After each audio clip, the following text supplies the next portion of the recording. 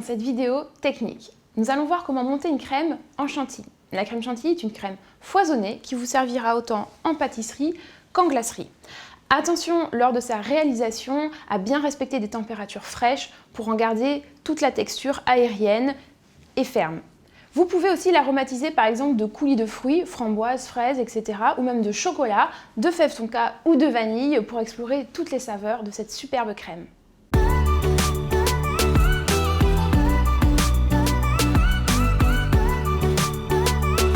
Pour réaliser la crème chantilly, on commence par l'aromatiser par de la vanille. Donc je coupe la gousse en deux pour récupérer les graines.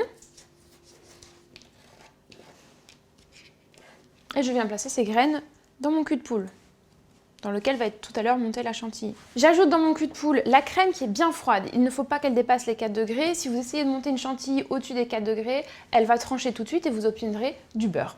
Si vous travaillez dans un endroit où il commence à faire un petit peu chaud, je vous conseille de vous munir d'un cul de poule rempli d'eau et de glaçons. Ça va maintenir votre crème à très basse température et au moins vous êtes sûr de réussir votre chantilly. Ici, j'ai un petit peu de sucre glace, je l'ajouterai tout à la fin, une fois que ma chantilly sera presque montée. Je vous conseille, pour vous faciliter le montage de la chantilly à la main, de prendre un fond d'entremets, le placer en dessous et ainsi vous pourrez incliner votre bol et vous faciliter le mouvement pour foisonner la crème chantilly. Alors, je prends tout simplement un fouet et je commence à foisonner. Je vais faire un mouvement de bas en haut et ce sera toujours le même. Pour monter cette crème chantilly à la main, pensez toujours, votre épaule doit être détendue et c'est uniquement votre poignet et un petit peu votre avant-bras qui vont travailler. Si vous faites travailler tout le bras, au bout de 2 minutes, ce sera plus possible de monter une chantilly.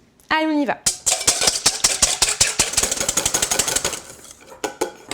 N'hésitez pas, si vous voyez qu'au cours du foisonnement de la crème, il fait chaud et qu'elle a tendance à avoir du mal à monter, vous pouvez la plonger dans un bain de glaçons, c'est vraiment l'idéal.